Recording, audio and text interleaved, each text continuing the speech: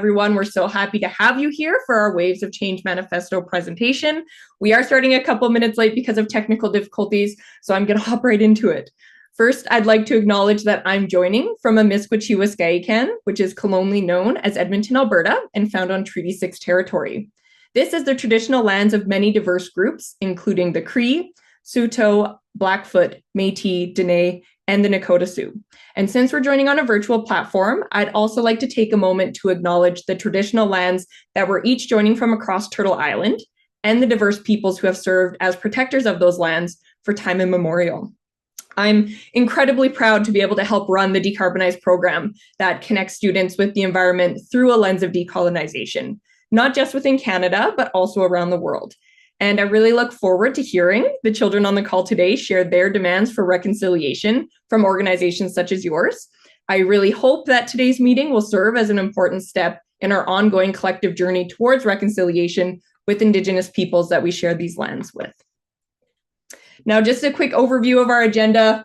I feel like I'm a math teacher again saying we're already behind, but we're already behind. So I am going to quickly pass it over to our panelists to give their welcome messages. I would like to mention that Michael Zink, the Assistant Deputy Minister of Environment and Climate Change Canada, did have to send his regrets that he wasn't able to make it this morning. So I did remove him from our list. So as I call on the panelists to share their introduction messages and their response to the manifesto, we're going to go in the order that you see here on your screen. So first, I would like to welcome the Honorable Mary Lou McPhedran to say good morning and her welcome message.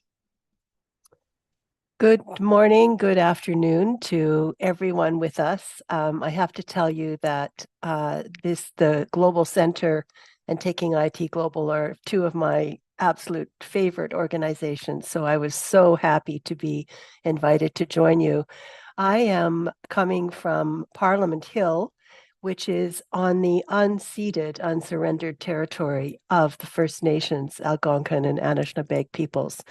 And it is a great honor to be with you today. And thank you for the wonderful work that you've done that's going to make our discussion so rich. Awesome. Thank you so much. And thank you so much for taking the time to listen to the students' presentation today. I'm going to call on next Nicole Strawn, the Vice President of Youth and Education from OceanWise. Good morning, everyone. Nicole here. I'm joining you today from the traditional and unceded territory of the Coast Salish people, specifically the Kwet'suwet'en Nation in the small town of Duncan on Vancouver Island. I am the Vice President for Youth and Education at OceanWise. I'll just share a little bit about myself and what we do. I started my career with OceanWise about 12 years ago as a summer camp educator. And I've just been with the organization ever since, always working at the intersection of ocean education, youth engagement, and conservation, which is why I'm excited to be here today. This really is my passion, to see youth kind of rise up as leaders for ocean and climate. And at OceanWise, that's what our mission is. It's to ensure a healthy and flourishing ocean for generations to come. And we really do believe in the power of young people as those climate and ocean leaders, especially when we show up to support them with knowledge, resources, and a community of shared values. So thank you for having me today and for the invitation to come and listen to your presentation. Wonderful. Thank you so much. And thank you for the inspiring words of youth activism. I think it's going to resonate a lot with the students that are on the call. And finally, I'd like to welcome Kathy Warbeck, the Executive Director of Green Learning. Great, thank you. And I am joining also from Amiskwaciwâskahikan. So Rebecca and I are in the same area and a part of Treaty 6. And I just want to acknowledge that we are all treaty people, and I'm grateful for the learning from many Indigenous leaders and elders that are shared with many of us. And Green Learning, we're a national organization that focuses on supporting educators and students in energy, climate, and green economy education. And we offer a variety of programs that empower youth to be part of the solutions in their schools and communities. So hearing the youth voice today and reading the manifesto, this is something I look forward to, and really seeing how we can further embrace what youth are asking for. And I will say that really we've worked with many groups, including the Center for Global Education and OceanWise. So we're always happy to collaborate with others. My career has been focusing on kind of environment, energy education for about 30 years. So I'm continuing to see hope in where we're going in the directions, but I know we still have a ways to go. But I'm very hopeful in what I see in the things that I'm seeing in education and other areas. Thanks. Wonderful. Thank you so much. Thanks again, all of our panelists for joining us. Just a heads up to the youth, they were sent your manifesto, so they have had time to think about a couple of the messages here, but hearing it from your voice, I think, is going to have a bit more impact on some of those demands that you guys have. I would like to share in the chat quickly before we start a link to the manifesto in case anybody would like to peruse it while we're doing our presentation or save it for later. Just so we don't get confused, a couple of the demands are not quite in the exact same order in the presentation and the manifesto. So don't worry, you're not looking at the wrong thing. That is the manifesto and that is what they are presenting on. All right, so without further ado, you're not here to listen to me. You are here to listen to the students who worked for hours on this manifesto. So I am going to pass the microphone first to our first youth speaker, which I've jumped over her picture. There we go, Amelia. Hi, my name is Amelia Gursky. I am a grade 12 from Cold Lake High School, Alberta, and I'm so happy you guys could join us. So, Waves of Change is a national bilingual project that engages youth through a continuum of educational opportunities in every province and territory, in both urban and rural communities. Since 2021, Waves of Change has blended physical events, digital engagements, and an action tracking tool to further climate action process throughout Canada. The project provides learning opportunities to Canadian K-12 youth that make clear connections between climate change, ocean health, and daily actions that can reduce greenhouse gases, to inspire their peers and broaden communities to take climate action. From Cape Breton to Calgary, to Mississauga, Naheawuk, to Mississauga, students share their learning, ideas, and actions through videos, podcasts, blog posts, discussion boards, art contests, and live interactive video conferences. Waves of Change is delivered annually by the Center for Global Education, Taking It Global, OceanWise, Green Learning, and a number of other strategic partners through support from the Environmental Damages Fund, Environment and Climate Change Canada. The program culminates in the co-authoring of a national manifesto outlining our thoughts, opinions, and calls for action around climate change. This year, 195 student participants from across the country responded to our Canadian Student Climate Survey, the results of which were the basis for this manifesto. The Canadian Child Manifesto is Canada's largest child-authored synthesis of student education, opinion, and action on climate change. This year's paper was synthesized during our Canadian Student Climate Summit on April 19th to 21st. This weekend retreat allowed us to review and reflect on the annual survey results and develop the main themes for our climate demands. But it didn't stop there. Participants also took in climate art workshops, model UN climate negotiations, a virtual meeting with our Latin America #decarbonize counterparts, and many other leadership and team building activities. We also were honored to hear from Paul First Nation Elder Cookham Violet, who inspired us with her perspectives on Mother Earth and the relationships humans have with our shared environment. The summit was more than an opportunity for us to create this paper for all of you. It was a once-in-a-lifetime opportunity to learn and share our similarities and differences in climate change impacts across the country. The biggest impact for me from the summit was hearing Elder Cookham Violet's retelling of the impacts that climate change and pollution has had on her life and her family. It was such a powerful experience to hear her describe the transition from beautiful oasis to startling scarcity. Thank you.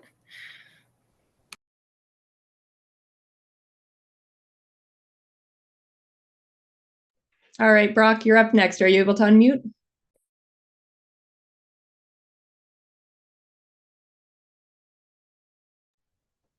Can you hear me? Yes. Right.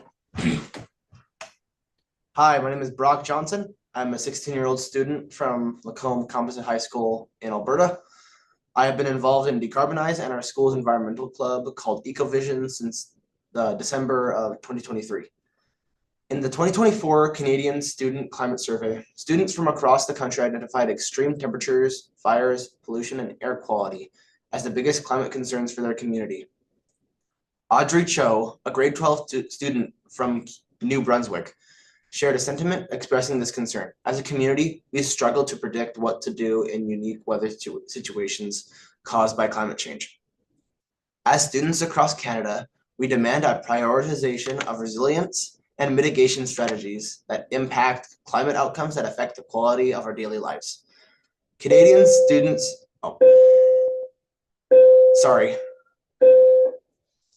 Canadian students demand action remediation and adaptation funding to help address the long-lasting impacts of pollution and climate-induced weather events on our communities. Nearly every student surveyed identified one or more extreme recent weather events as their community's biggest climate concern. Even though we are children, we have noticed changes in the weather patterns and how they affect our communities and environment.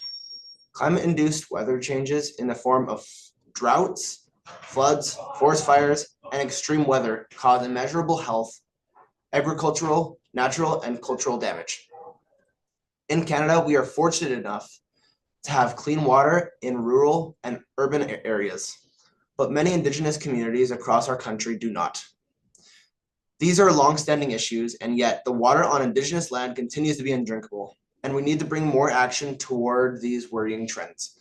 Communities and the government need to work together to find sustainable solutions to extreme weather, fire, and water quality concerns.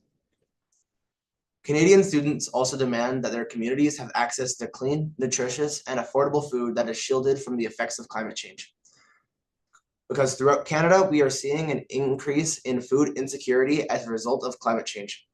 We rely on access to affordable, clean, and nutritious food to reach our full potential as both students and citizens. Canadian farms are affected by increased flooding and droughts, which directly cause crop shortages. We are incredibly concerned about increasing food prices as it leads to healthy food being inaccessible to many Canadians. There is a great need for action to combat food insecurity, such as food programs, especially in schools, to help those in need and increase awareness of the growing food insecurity among Canadian citizens.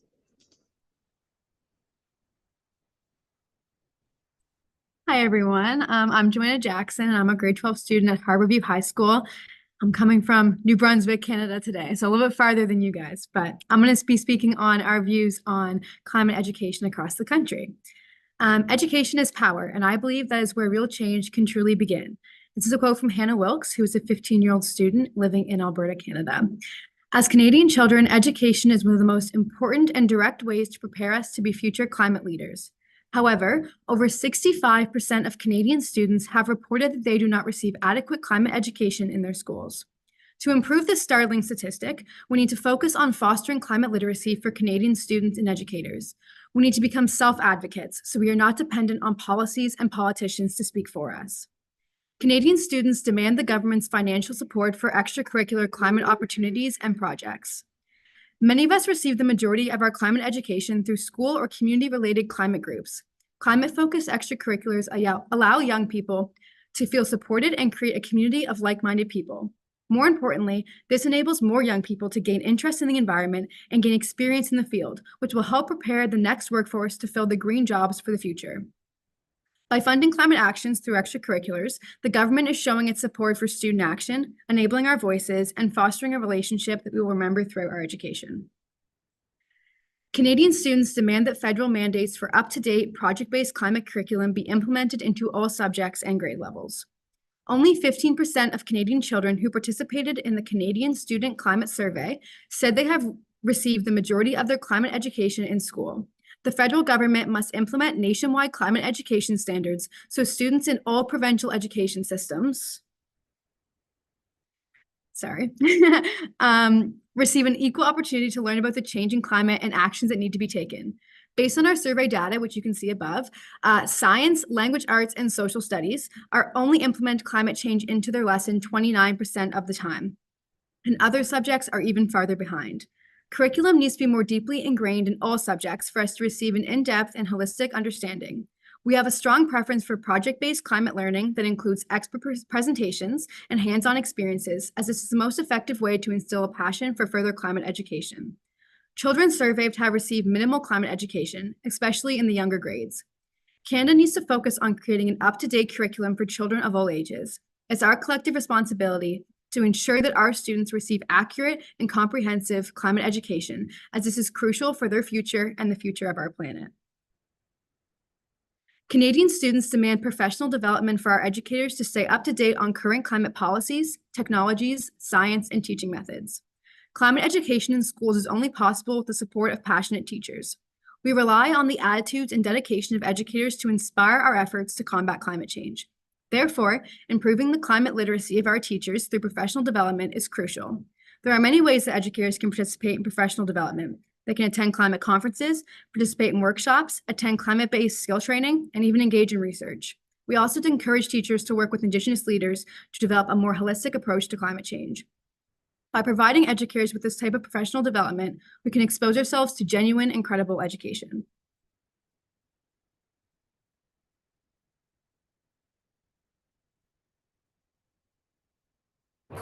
Hello, everyone. My name is Favor Abimbola, and I'm a 12-year-old student at Austin O'Brien High School here in Alberta, Canada. So I'll be speaking on community engagement. It's important to have inclusive community collaboration, dialogue, and action, which are crucial to achieving a sustainable future.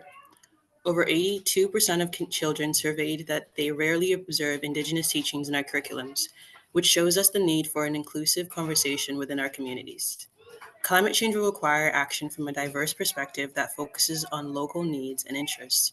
We must listen, learn, and collaborate to make real, lasting change. Canadian students demand climate change discussions that prioritize the inclusion of child and youth voices and perspectives. The climate crisis in Canada is a child crisis. It is a direct threat to our ability to survive, grow, and thrive. Voicing children's opinions to the government will make a meaningful impact because we all see the world differently. Many climate-related plans do not use these valuable perspectives, and when students or other young individuals come together and use our voices and determination, we can make seemingly intimidating goals become a reality. These child-led initiatives are not just symbolic, they are powerful and inspiring. The children must be heard. Canadian students demand that Indigenous groups be included more extensively in the ongoing dialogue about climate change. Traditional Indigenous knowledge is an invaluable guiding power in combating climate change. However, the government continues to neglect and dismiss Indigenous voices and climate decisions. Over 82% of us children rarely observe Indigenous teachings in our climate education. The prairie provinces are disproportionately affected by climate change, with Saskatchewan, Alberta, and Manitoba facing the highest warming rates in winter. The prairies support about 40% of Canada's Indigenous population and nearly 50% of Canada's Métis population. These people are impacted by climate change more than their settler counterparts, with their homes and culture destroyed along with the land. We must listen to Indigenous voices if we want a holistic approach to climate action. There should be more collaboration with Indigenous leaders and groups to discuss different approaches and methods to making changes and reducing climate change. Community engagement. Canadian students demand the government policies regarding climate change address the inequality among global citizens. Developed nations have historically contributed the most carbon emissions. However, it is developing nations and impoverished minorities who are suffering the impacts.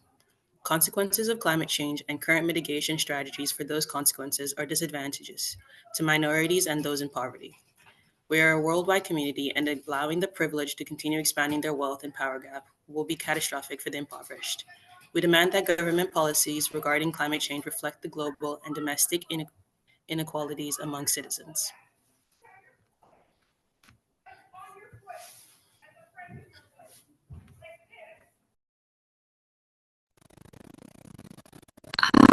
Hi, I'm Sage Keene. I'm 17 years old and in grade 12 at Memorial Composite High School in Alberta.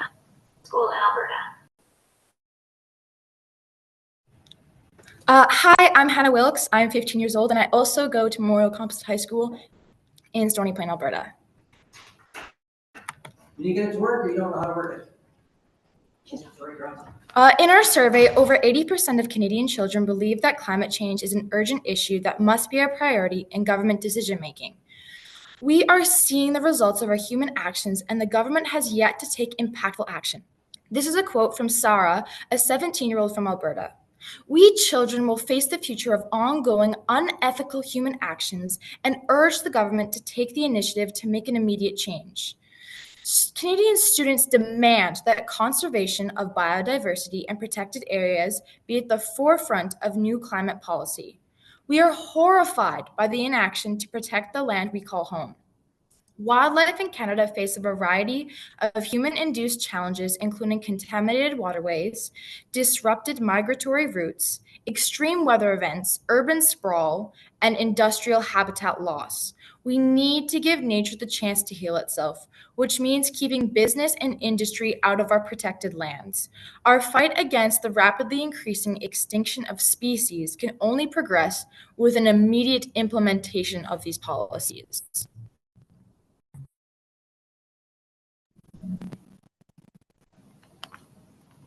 Canadian students demand federal and provincial governments must make the climate crisis a priority by taking immediate action on NDCs.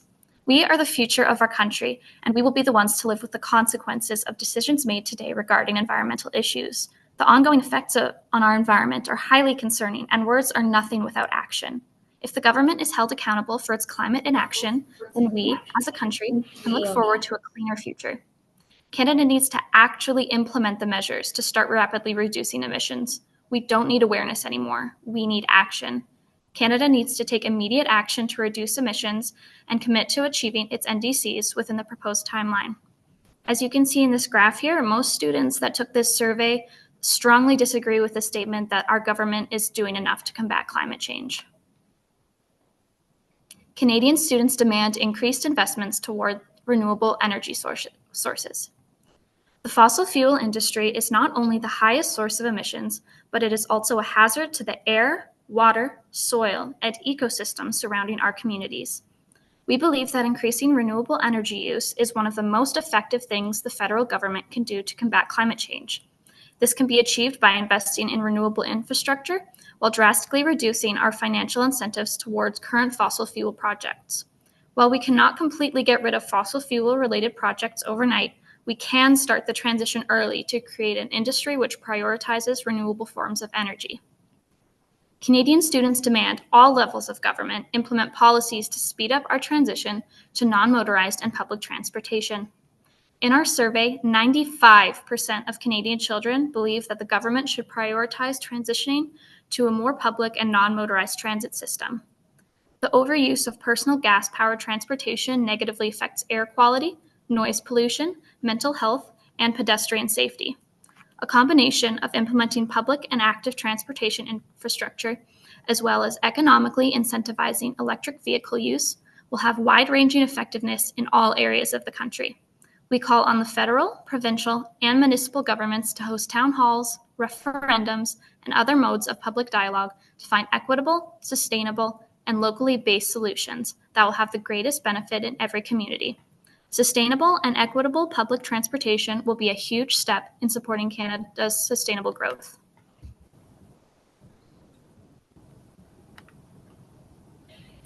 Canadian students demand the elimination of subsidies to fossil fuel producers and the increase of corporate carbon taxes. The fossil fuel industry is an ongoing source of massive carbon emissions and other climate impacts. This is why we demand the majority of the tax burden to be placed on these corporations. Historically, our governments have not held these corporations accountable for their share of the climate impacts in Canada. The government's lack of action in this sector through providing ongoing subsidies and incentives to these and other industrial polluters of plastics, pesticides, and aerosols leaves massive corporations harming ecosystems seemingly without penalty. Canada needs to hold corporations accountable for their continued contributions to the global climate crisis.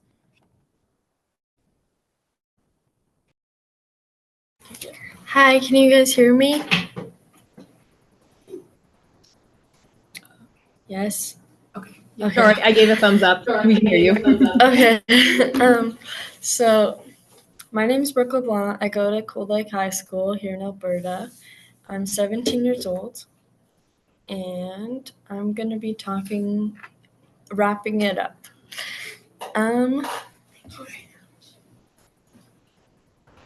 In conclusion, the voices of Canadian children united in this manifesto echo a resounding call for urgent action on climate change. Students surveyed have expressed a desire to further engage in climate actions taking place in our country, as well as the belief that we can make a difference in the climate fight. Our demands are clear and urgent. Together, we urge our government to prioritize the climate crisis and take immediate action to meet our nationally determined contributions. We refuse to inherit a world marred by environmental degradation and inequity. Instead, we envision a future where sustainability, equity, and justice prevail. This manifesto is not just a document. It is a testament to the power of child activism and the collective strength of our voices. We will continue to raise awareness, advocate for change, and hold our leaders accountable until meaningful action is taken to address the climate crisis. Our future depends on it, and we will not relent until our demands are met. In the graph above, you can see that 57% of students would like to be more involved, and they aren't involved already. Canadian children are inspired and committed to make real change, and we hope that you are too. We ask that you take these demands seriously and commit to taking real action after today's meeting. We look forward to hearing your feedback on our manifesto, and thank you for listening to the climate demands of children across Canada. Wonderful. Thank you so much, Brooke, and all of our youth presenters. That was a wonderful, wonderful job. Again, I could watch that presentation all day, every day. So thank you so much for all of your hard work. I would love now to invite our panelists to share their feedback and thoughts from the paper, starting with Senator McPhedran. Thank you very much, Rebecca. And I just want to give a big shout out for all the speakers, the students presented this afternoon, but also to the teams of people with you that made this report possible, this manifesto possible. And what I was asked to respond to some of the practicalities, some of the small p political practicalities for your expanding awareness of this really important report. It's fantastic, and it needs to be shared. One thing I do need to talk to you about, I'll just explain if my voice goes a little wonky. I actually have COVID for the third time. So I'm in Ottawa, online with you, and maybe a little bit congested for all this. One thing I do want to say, and it's one of those kind of boring, practical, constitutional law things that actually become very important in understanding how Canada operates as a democracy. In the Constitution of Canada Act, there is something called division of powers. And as you likely know, the Constitution is the highest ranked law in our country. And that division of powers, those sections in the Constitution Act that describe the division of powers, makes it really clear that education is the primary responsibility of provinces. So one of the things that I've noticed in your report, and all of Canada, but I'm bringing this practical point to you because some of the changes that you've asked for, which are important and should happen, I completely support that. can only happen by your interaction at the provincial level with each of your provincial governments. And the kind of national actions that you're talking about actually relate, I think, more directly to if we want to jump up to the federal level, the national level, then we need to be looking at the environment, the Department of the Environment and the Minister of the Environment. And to make it clear that this is a very strong youth message that needs to go to the Minister of the Environment. And I'm telling you right now that I know my team in Ottawa will be really delighted to try and be helpful on that. So let's put that on our to-do list. Let's create a to-do list out of things we want to do so that this report is as widely read and understood and becomes a catalyst for action. And I think I'll stop there because I want to create as much time for other discussion. I'm hoping we'll have some time for it to go back and forth with dialogue. I'll stop with one last point. You didn't mention it, so I'll frame it more as a question. What I hear from young people, and when I came to the Senate of Canada, when the Prime Minister called me and asked about recommending me for the Senate, I asked him what it was that prompted him to call me and make this request. And he said, well, I hear you're kind of good at making changes and the Senate needs to be changed. I agree so much with him 7 years later about how difficult it is to change the kind of institution that I work in Parliament. But at the same time, I also hear from young people that they make efforts and they don't always feel heard and they don't always feel respected by people who hold office. And I just want to frame a question for you. I have a priority, and I wonder how you feel about it. My priority is to lower the federal voting age to 16 and to make it a right for 16 and 17-year-olds in this country to vote. And one of the reasons that I believe that's so strong is because politicians are going to pay more attention to 16 and 17-year-olds if they have the vote. And you have so much to say and so much to contribute. So my question back to you is, what do you think of that idea? Do we have any of our panelists that wanted to unmute and give a response to it? Yeah, Joanna? I am almost out of that age. I'm about to turn 18, so I'm almost there anyway. But I will say that I feel like when you are 16, you are in the prime of your education. Like you are actively learning about all of these issues in a school or in these groups. It's when you're often most involved with your community, I find. Mm-hmm. And then you kind of start to age out of those things as you're starting to vote. So they're kind of not at the forefront of your priorities anymore. And I feel that if students had the opportunity at age 16 to take the things they're passionate about then and make a difference with them, that it would create a huge impact on what you would see as priorities from the younger voting age. Thank you. I agree with you, Joanna. Happy to hear from anyone else on that. Yeah, go ahead, Amelia. I just want to say, for those who are probably going to oppose this and say that, oh, it's not necessary because, this is drastic measures. We have to take drastic measures because at this point, we're just being trampled over. And I think it's the right move for us to finally be heard because nothing else has worked. So we've got to do something, and it's an action. So Thank you very much for that. I do want to also give a shout out to the Center for Global Education because a couple of years ago we did a joint project on this very question, and we heard feedback very similar to what you've given us just now, and some really excellent suggestions from students across Canada. And a lot of what they recommended actually is part of a national campaign that we're in the midst of. And on May 29th, we're having a youth summit on Vote 16 in Ottawa. And there will be some online options. So I'll make sure we share that information with Sarah and Rebecca. And you're very, very welcome if you're able to join us online.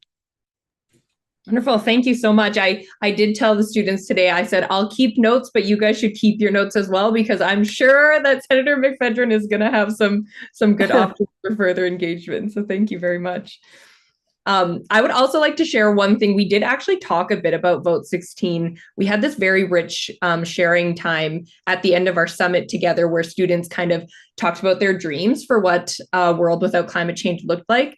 And one of the things that they talked about was sometimes people don't want a 16-year-old to vote because maybe they won't understand politics well. And then one of the students said to me, who understands politics better than a student who's learning it every single day in their school? Yeah. And I feel like I had to share that, because I was like, yeah. Yeah, it's very practical. And one of the things that we do know from research that's been done, and luckily there's a lot of research now, mostly in other countries. Austria, for example, lowered their voting age to 16 in 2007. So there's lots of really good research on what that actually meant for their democracy. And one of two key takeaways from some of that research: one, when you vote young, you vote long. It becomes a lifelong engagement with your democracy. And the second is that the engagement of younger family members actually tends to increase the engagement of all family members who maybe rediscover the relevance of voting. Right. Awesome. Thank you very much. I think that's a good point to transition. I'm going to pass the microphone next. I'll call on Nicole Strawn to share her feedback to the manifesto, please. Thank you, Rebecca, and thank you to all of the students that put so much time. I know it was this group and then many more that contributed in some way. So I'm really excited to hear what you had to say, and very well done. I have a handful of reflections, but I'll try to narrow it down to a few key ones. But I wanted to start just by calling back to one of the quotes that I saw in the written version from Jasmine Yao, the quote of, "My biggest concern is ignorance. People pride themselves too much as the rulers of the world and the manipulators of natural resources." I think that one just really reflects the real heart of the challenge that we're facing in the environmental space. It's this idea that people are seen as other or separate to nature. But for us to achieve that real change that I think we're all striving for, as a society, we need to start seeing ourselves as part of nature. I think it's very obvious. Nature provides us with all of our basic needs: oxygen, water, food, places to live, but somehow we still have that disconnection. And we're really missing that understanding as a society on a whole. I feel like people on this call really understand it, but in the broader landscape, I think we're missing that understanding that not only do we have an impact on climate health, but also climate health really impacts our own health as individuals and as a society, and nature on a whole. So it seems to evade us still. I'll kind of focus in, I think, on a few of the education pieces that you brought up, just because that's what resonated the most closely with me and in the work that I do. First off, I think one of the things you called out was the idea that there's a need for more project-based climate learning in your classrooms. And I think when you were speaking about this, you weren't just talking about good environmental education practice. You were really tapping into something that education on a whole is needing. Project-based learning is what kind of I believe is one of the best ways that we can deliver education programs. It's not just allowing you to develop knowledge around a subject area, but it's also allowing you to exercise your critical thinking, learn about the interconnectedness of systems, and also develop all of those transferable skills that are going to make all of us much more effective in the world, such as communication and teamwork and problem solving. So I loved seeing that in there. I think you also spoke about another one that really stood out to me was the idea that we're not bringing climate education into our schools and especially to our younger grades. It's something I've heard time and time again. They're too young to understand the complexity of climate change. They're too young to start learning about climate. It's too doom and gloom. But I think it's really important that you've highlighted that we start that education sooner. There are so many ways we can start to familiarize young students as young as 5. I mean, we do climate education with young kids, and I don't think that there's any reason that we can't. They learn things. I once had a student 5 years old in one of our camp programs tell his parent to turn off the truck while he said that idling was no good because it was going to melt the ice for the penguins. So maybe he didn't understand the process, but he understood the importance of it and the actions that he could take. So never too young to start learning. A couple other key ones I wanted to highlight were you talked about extracurriculars to allow young people to feel supported and create a community of like-minded people. This one I think resonated with me the most because we lead a lot of extracurricular youth activities in the climate and ocean space, and I've seen firsthand the benefit that these programs can have. And I just wanted to add a comment on why these are so important. The concept of community in climate action is really, really important. It's, from my perspective, it's how we transform that like anxiety and eco grief into agency and into action. We call this collective action, and it's known, it's out there that by engaging in collective action, we can manage and protect against depression related to eco anxiety. It helps us combat feelings of despair and helplessness. And through it, we have access to like community connection, social supports, a source of hope. And that's kind of what motivates us to keep going and doing the work, even when it seems like the problems are too big. And it really is a way to kind of regain power and build agency over our future. So I loved seeing that there's a push and a call for kind of these extracurricular spaces that bring those communities together. And I'll end it off with just cognizant of time, the piece around educators staying up to date and a demand for professional development for educators. Just wanted to reinforce this. It also really resonated with me. We've been referencing a few stats from a report in Canada that came through in 2022 that said while Canadians feel we're experiencing a climate emergency and think schools need to give climate change education a high priority, only 1/3 of our educators feel they have the knowledge and skills to teach about climate change in the classroom. And I think 64% were reporting that they need professional development to effectively teach the topic in the classroom. And that's really where our work at OceanWise intersects with what you're asking for and your demands. We're kind of looking at ramping up our professional development offerings to teachers and really seeing we do programming in classrooms, we'll do video calls, we visit schools, we work directly with students, but we see kind of equipping and empowering our educators to bring climate and ocean literacy into their classroom themselves and through a range of different topics to be probably the most effective way we can start to build that movement for climate action in our classrooms and everything. So I just wanted to highlight those were the ones that really, really stood out to me. I support those. We were also asked if there was anything that we can do to help, and I've got a list, but maybe I'll just pop it in the chat and let someone else take some time. Wonderful. Thank you so much. And I would like to say as well, your mention about the teachers that don't feel equipped to do climate education. I just have to say that also none of these students would be here without the teachers that are taking the extra time and energy to learn about climate change and share that with their kids. So like none of this would be possible without all of your amazing teachers. I know that you thank them all the time because you guys are amazing students, but I think it's important after this that we remember to go thank our teachers for going above and beyond and making this possible. Awesome. Okay, I'm going to call finally on Kathy Warbeck to share your responses, and then we might have a little bit of time for a couple more questions before we wrap up. Great, thanks. I will have similar thoughts to what Nicole has shared as well. But I really just wanted to, say that you did a wonderful job on this paper in your presentations today. The images, the graphs really supported your messages, made it really easy to understand. And the fact that you surveyed, youth across Canada and utilized all that information to create very clear demands that's not an easy task to do. And that's a skill you will use forever. I do that every day in my job. So fantastic that you were able to do all of that.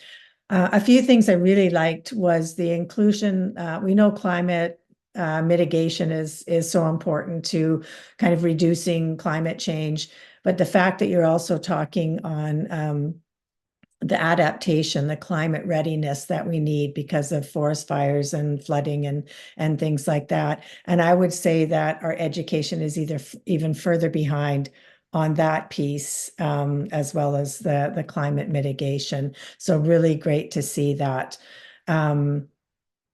And that includes like the food security and access to clean water. That was fantastic.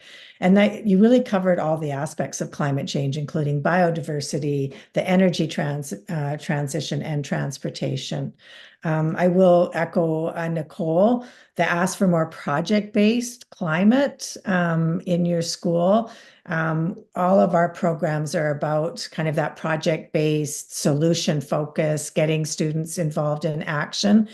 And we're still finding that's a hard ask of teachers still. So I think that was great to see that. And then I really like that you brought in the extracurricular, because that allows you to our like youth to be involved right now in creating solutions and not waiting for the curriculum to catch up. So I really liked that was included. And again, with Nicole, all of our programs, I think, support some of the things that you ask. I was almost like you defined what green learning is all about in your paper. So, we're really providing the learning and opportunities, but it is about empowering youth in the energy transition, climate action, and green economy. So always check out our programs. I'll talk a little bit about our action challenges. But I'm also finding we do provide the professional learning for teachers and supports, but we're also finding that by going into the classroom, it sparks the students' interest, and then they're asking their teachers for more. Or we're hearing that parents are getting things involved in their school. So asking your parents to ask for it at parent council meetings, asking your teachers that we want to be involved in these actions and we want to bring in these people. That is one way to get things started.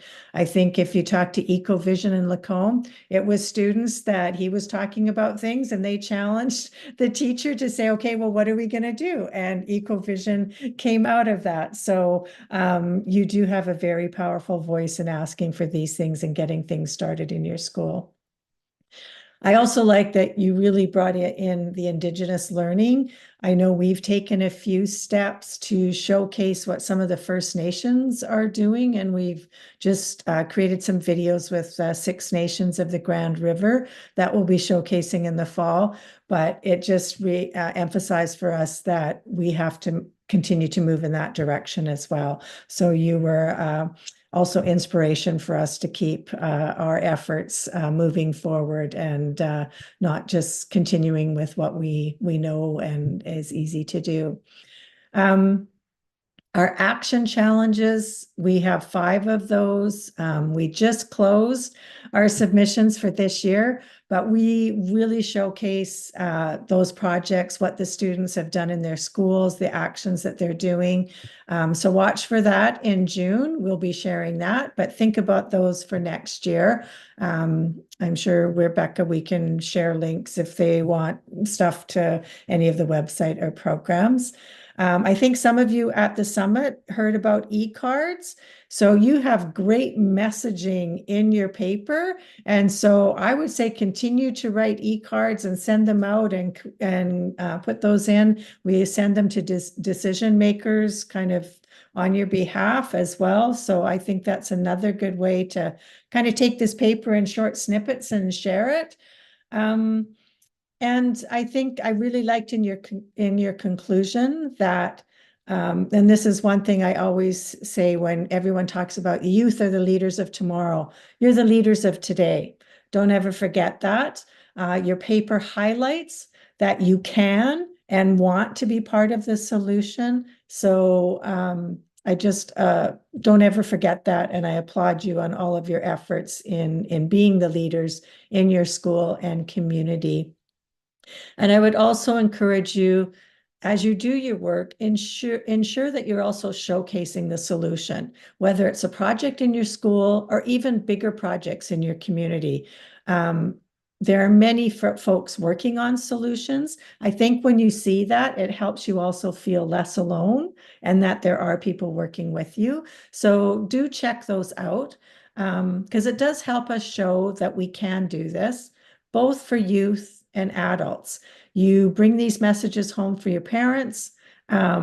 The parents, we talked about it with voting. It's the same with this as well. I was just talking at an event yesterday and people were saying, it was Earth Month now. And my children brought home, well, every day is Earth Day, right? It's not just one day. So those messages, so she's like, okay, now we're doing this and this and this. So do take those messages home. I think that's where a lot of these things make that shift in our society, is by you sharing what you're learning, what you want to do, what you want to be part of. So that's what I'm going to wrap my little few minutes with, is you are the leaders of today, and keep up the great work.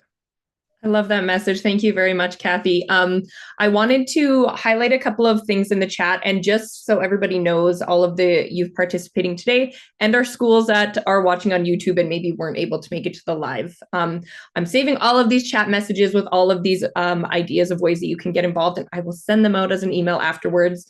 Christian from Environment and Climate Change Canada says that you should be sharing your manifesto with their consultation on environmental learning. And we have a list of a bunch of ways from Nicole with OceanWise of ways to get involved. So if you have not accessed, make sure you check out the chat and see all of those, and I'll send them along as well. We do have maybe just like 2 more minutes if we have any last questions or comments from any of the youth participating or any of our panelists. As we maybe think about our last ideas here, I would like to highlight what Kathy said about the e-cards, because we have so many amazing artists in this call right now, but also in your environmental groups. I think it is a great idea to go home and over the next month have the EnviRoyals or our EcoVision in Lacombe, have you guys sit down and submit some art as e-cards. You can take the demands from the manifesto and you can share them with the decision makers that you think could have the biggest impact on each of those outcomes from the manifesto. I think that's a really great idea to help share kind of those provincial things, because we have students from coast to coast here. So a great way to kind of share that out to everyone. So last call before we do our group picture. Do we have any other thoughts, questions, or comments from any of our participants today? I'm doing my teacher wait time. Wonderful. Okay, before I do our thank yous, because we're always going to forget and I don't want to miss this wonderful opportunity, I would love to get a group shot of all of us together. So if you're participating and you would like to have your camera on, even if you're not a panelist, we still would like to see your face if you'd like to. And to all of our presenters, if we could kind of get close to our camera so we can see all your faces well, and we'll get a group shot of everybody together. That way we can share it out with the world. Oh, that looks wonderful. Okay, ready, big smiles. Thank you. Oh, that looks great. Awesome, thank you. Favors back. Great. Thank you so much. I am just going to do one last quick screen share because I would love to thank everybody who made this possible. So the Waves of Change program with funding through Environment and Climate Change Canada clearly has had an amazing impact on the student presenters today, but all of their environmental clubs across the country. So thank you very much to ECCC for making that possible, but also our partners in the project, Taking It Global, OceanWise, and Green Learning. I know everyone's saying all of the demands from the manifesto are exactly what we do. Totally. So we're all out there kind of doing that hard work, and I hope you guys can see that it's starting to pay off. And of course, Cengage and Trottier for helping kind of amplify this voice for us. I'd like to say a special thank you to Senator McPhedran for making time to sit with the students today and sharing those different initiatives that they can get involved with. And to all of our panelists, Nicole and Kathy, thank you very much for making it. And of course, to Environment and Climate Change Canada, we're sorry that Michael was not able to be with us in person, but we're hoping to get the manifesto in your hands so we can hope to see some real change. So Thank you very much, everyone, for joining us today. I appreciate all of the time and energy. I love my job, so I'm happy I was able to be here. Awesome, wonderful. Have a great afternoon, evening. Thank you so much. Thank you. Thank you. This was really great. Thanks, everyone.